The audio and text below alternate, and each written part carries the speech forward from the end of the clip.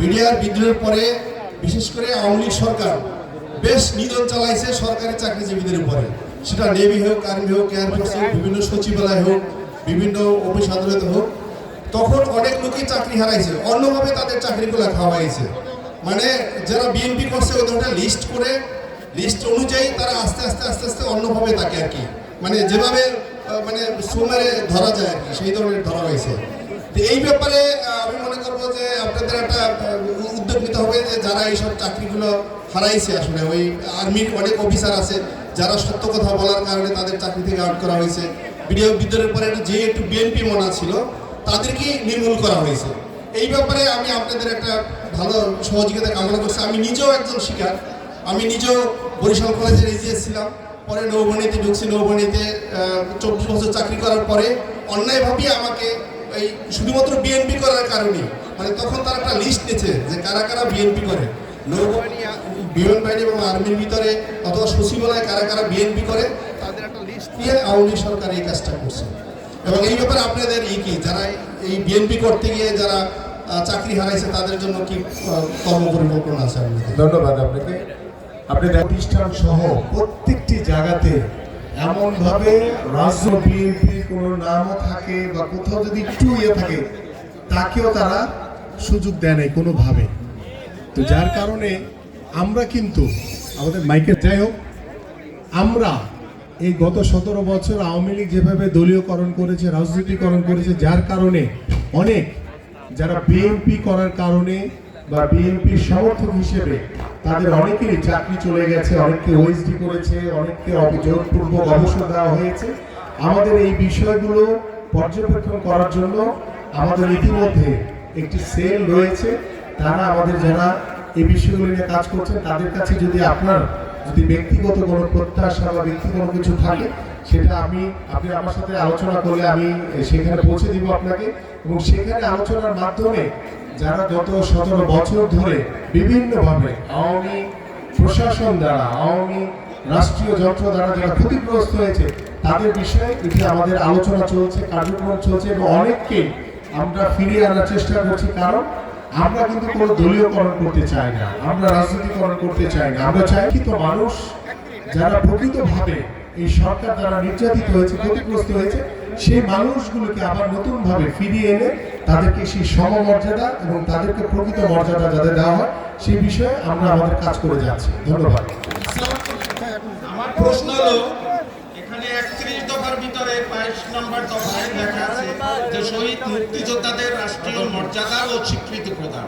কিন্তু আমার প্রশ্ন হলো যে জুলাই আগস্ট 2024 সালে যে স্বৈরাচার বিরোধী আন্দোলনে স্বৈরাচারকে হটিয়ে যারা এখানে শহীদ হয়েছেন তাদেরকে কোনো রাষ্ট্রীয় মর্যাদা বা মুক্তিযোদ্ধাদের সমমর্যাদা দেওয়া হবে কি?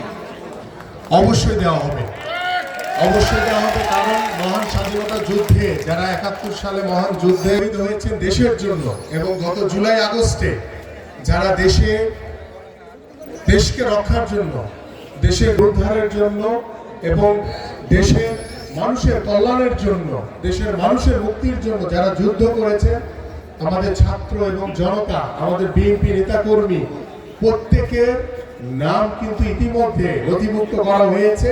এবং আমি বিশ্বাস করি যে আমাদের যেভাবে মহান মুক্তিযোদ্ধাদের রাষ্ট্রীয় খেতাব দেওয়া হয়েছে, আমাদের এই জুলাই আগস্টে যারা শহীদ হয়েছেন প্রত্যেককে একইভাবে রাষ্ট্রীয় খেতাবে মর্যাদা দেওয়া হবে ইনশাআল্লাহ।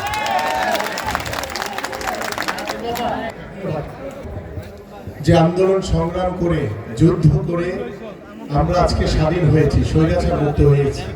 আমি ইতিপূর্বে বলেছি যে প্রত্যেকটি ইমামকে মসজিদের গত 17 বছর আওয়ামী সরকার একটা স্লিপ ধরাই দিত, এই দোয়া করা যাবে, এই দোয়া করা যাবে না, তাই না?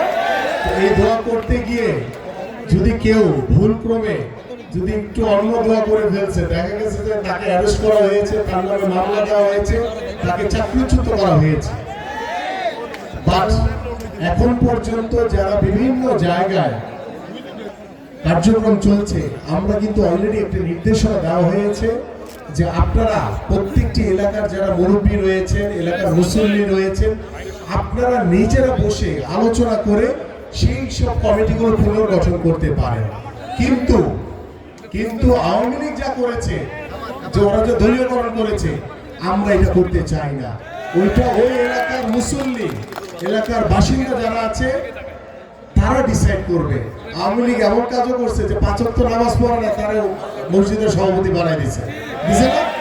কিন্তু আমরা এটা চাই না। আমরা চাই আমাদের বিএনপির লোক ওখানে যাবে না কেউ, কিন্তু আমরা চাই ওই এলাকার যারা বাসিন্দা রয়েছেন, মুসল্লি রয়েছেন, আপনারা আলোচনা করে ঠিক করে কিভাবে করলে ভালো হয় সেটা সিদ্ধান্ত আপনারাই নেবেন। এটা আপনাদের উপরেই আমরা ছেড়ে দিয়েছি, এটা আমাদের কিছু করার নেই এখানে। ধন্যবাদ। আসসালামু আলাইকুম, আমিনুল স্যার।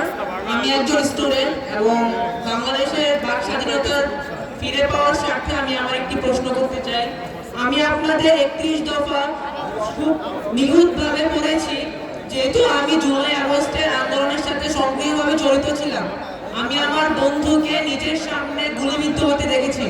সেই স্বার্থে আমি কিছু প্রশ্ন করতে চাই, যার অন্যতম একটি প্রশ্ন হচ্ছে, আপনারা যে 31 দফা তুলে ধরেছেন, আমি সেগুলো পড়েছি এবং সেগুলো সব কিছুই যুক্তিযুক্ত। এখন সেগুলো বাস্তবায়নের ক্ষেত্রে আপনারা কি কি পদক্ষেপ গ্রহণ করেছেন, সেগুলো যদি আপনারা যথাযথভাবে বাস্তবায়ন করতে পারেন, শুধু রাজনৈতিক দল না, আমি একজন বাংলাদেশের স্বাধীন নাগরিক এবং সাধারণ যত জনগণ আছে, আমরা সেগুলোর সহযোগিতা সবসময় প্রদান করতে পারবো। কিন্তু আমার প্রশ্ন হচ্ছে, আপনারা সেগুলো বাস্তবায়নের জন্য কি কি পদক্ষেপ গ্রহণ করছেন? ধন্যবাদ। দেখেন, আমরা বর্তমানে অন্তর্বর্তীকালীন সরকার, এই দেশের মানুষ তাদেরকে রাষ্ট্র মেরামতের জন্য যে 31 দফা যেই রূপরেখা দেওয়া হয়েছে, এই রূপরেখার বাস্তবায়নের জন্য